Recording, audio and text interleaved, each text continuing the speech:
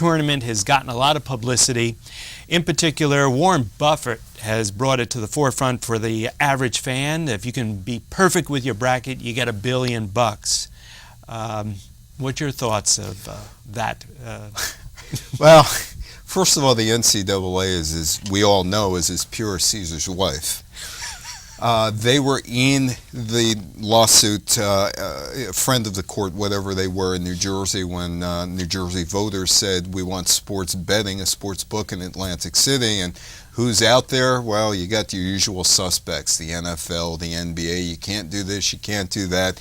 NCAA, no sports betting. In fact, the NCAA threatened to punish the state of New Jersey by pulling a D3, I think it was a baseball tournament, whatever it was. And I did a column a couple of years ago for the Bergen Record saying, just who are you punishing? The guy who owns the local luncheonette where these people might go and have breakfast or lunch to see their kid, if they decide to come to see their kid in this little Division III tournament. You're going to punish the hotel director? Just who are you kidding?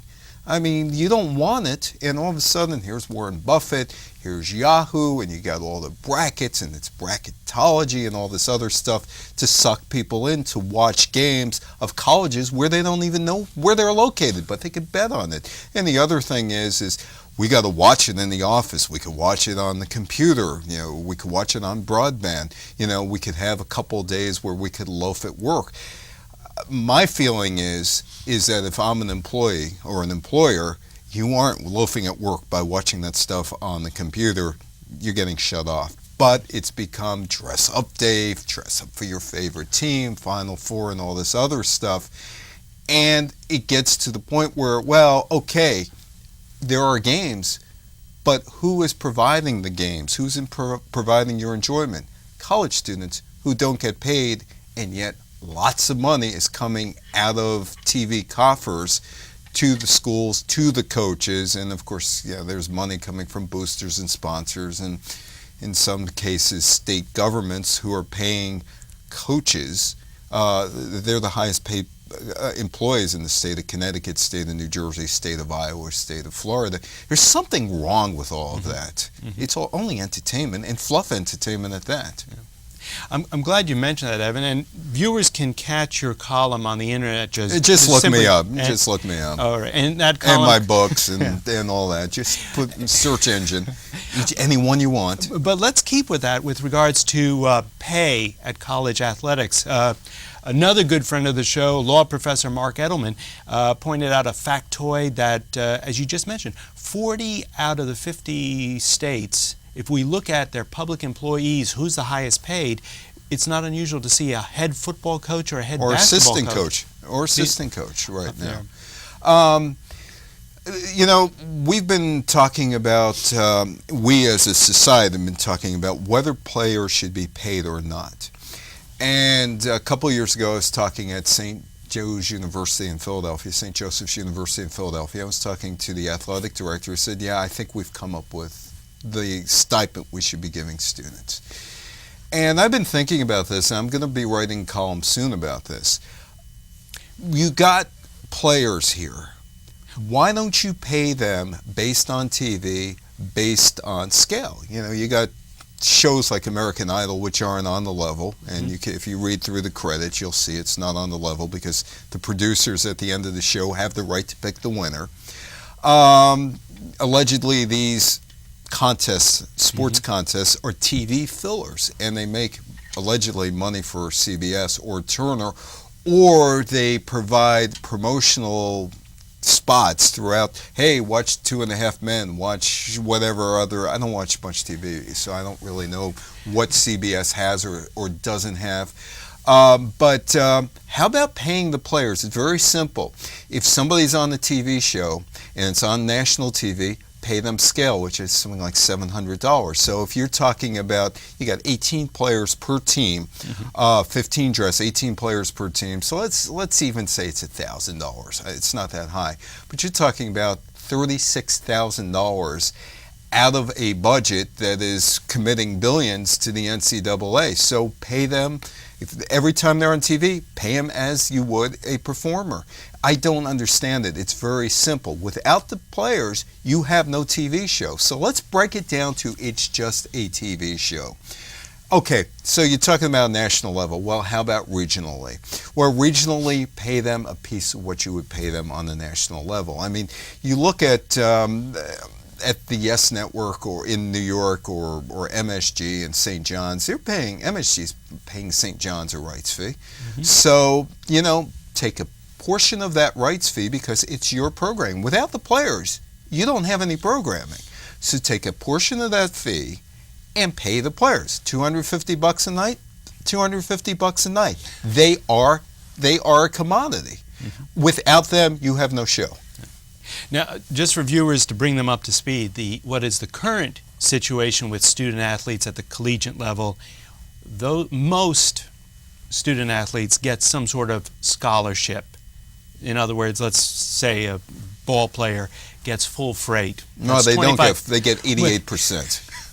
I was trying to do the arithmetic. Right. Yeah, they get 88 right. Because I did a piece for the Daily Beast about 5 weeks ago about Northwestern and the players trying to unionize over there, and I was talking to, and that's a whole 45-minute show on its own. But in a nutshell, why don't you give I'll let you give the current status of what a player typically gets and what you're proposing to show the sort of the scales as to. Well, it depends on where they go to school. If they go to a state school or a private school, private school is $50,000 a year. State school might be $20,000 a year. For that $20,000, whatever it is, they get 88%. They get. I think they have to pay for some sort of books or all that. Right. But in exchange for that, they may have a chance to get an education. However, they have to go all the practices, whether they're real practices or voluntary practices. They're at the whim of the coach. If the coach doesn't like them, they could cut them after 1 year. 1 year, and that's the end of that. That's something else to point out because people should be aware that it's not a 4-year deal. You could be gone in 1 year. Yeah, year to year. And then the other thing, the kicker, which nobody ever talks about, is if you get an outside job, you can only make up to $2,000 a year because they're afraid you're going to be given a no-show job. So you can make up to $2,000 a year. I was at St. Joseph's in December giving a talk to the school, to 2 different classes in the school. And we're talking about that $2,000 limit. And there was a woman who was on the soccer team at St. Joe's, and she said her coach used to say, go get babysitting jobs because they don't trace back the babysitting jobs and they don't trace back how much you're going to get, so you could exceed that $2,000 limit. But if you're on a band scholarship to a school and you are good enough where you could get a gig on weekends and you could get paid, there is no limit onto what you can earn. So the students, the contract between the NCAA and the students is 99% NCAA, 1% students. And the student, you could get the scholarship. But, you've heard schools, Rick Majerus was given probation because when he was at Utah, he took a recruit out and bought him some stuff at McDonald's, which is against NCAA rules. And so when you look at it realistically, this is, without the players, there is no game. Now, people have said, well, you got to pay the better players more money. Well, you don't have to. I mean, everybody on TV is equal. You get them to sign off on the contract that they will participate. You will get union scale. And if you don't want to do that, you don't get paid and you don't get to play. It's very simple. TV has taken over college. It has taken over everything that you look at. You look at schools realigning. The reason schools realign is for TV contracts. And the thing is, it's for cable TV contracts. And we're going to get into a little bit about the whole cable mindset. In 1984, Ronald Reagan signed the Cable TV Act of 1984 into law, and basically it created what you have today with ESPN and Weather Channel and CNN, where they were able to, these were all entities that were ready to fold.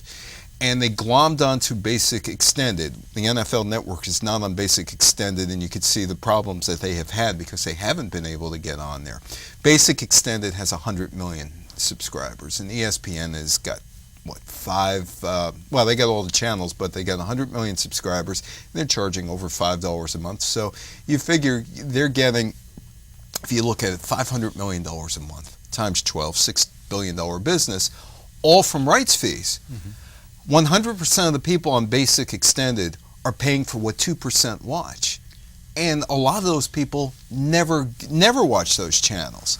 So all of a sudden, you've got a government entity here, which is cable TV, and I know we're on cable TV here, but this has nothing to do with what they're doing. Yeah. But if you look at it, so the government created this, and all of a sudden, all the sports leagues and organizations have glommed onto cable. The NCAA is on CBS, a lot of it, but Turner is paying the freight because they're putting it on True TV and whatever other stuff that they're putting it on.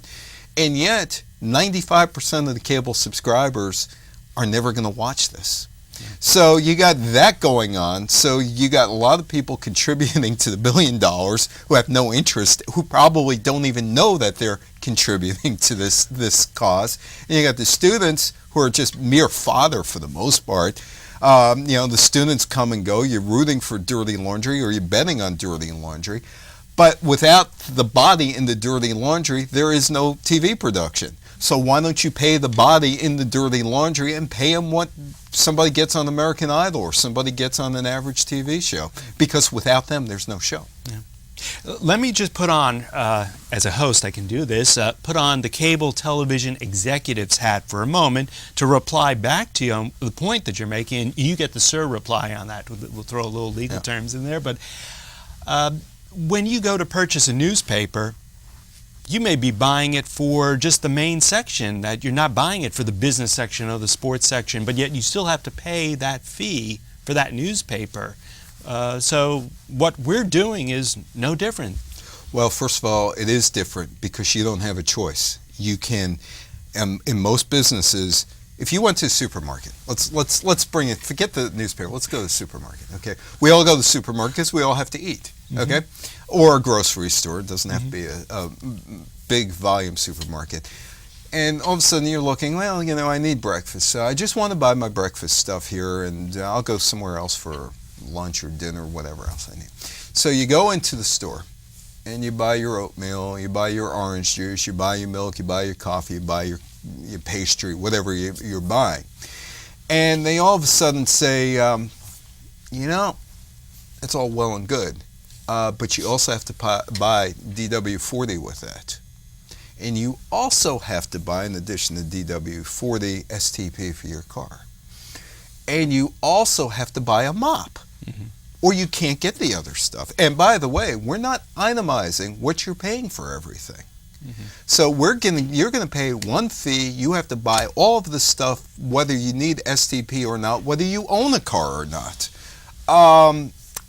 Would you go back to that store? Obviously not. Obviously not. I'd take off. Yeah, but because it's a government-mandated monopoly, which it is, and it's mandated through the federal government down through the local governments. I mean, Charles Dolan, when he owned Cablevision, he was able to get his licenses renewed from municipality to municipality, partly because he had the New York Islanders and he had News 12. And he could go and say, well, what else on Long Island, who else are you going to get local packaging from? Comcast? Cox? Time Warner? I have this. So they use things as well to get what they want with franchises. But it's really something that people need to be educated on. They're not really educated on. They don't know much about the 1984 Cable TV Act or franchise fees or whatever else. But because of the 84 Cable TV Act and creating the basic extended, sports found it, news found it. It's a lot of money on there, particularly in the sports end, and that's where the money is made now. The corporate sales have always been corporate sales, but the TV money has exploded. Look at the Los Angeles Dodgers in their TV contract. Yankees in the Yes Network, and you go on and on and on and on and on. And how they pay for players. Well, on a professional level, they take some of that money, and it goes to the players. Why can't you take some of that money and give the college players? The college players are providing the product. The coaches have their own shows. the coaches are paid by somebody. Somebody's paying them, whether it's the cable company or it's sponsors. They're getting paid. College kids have to wear the whatever the uniform is, whoever makes the uniform. I'm not going to name companies, but I will give you a quick story about Michael Jordan, whom we know what company he fronted for a long, long time, and his son went to school in Florida, and they weren't that company.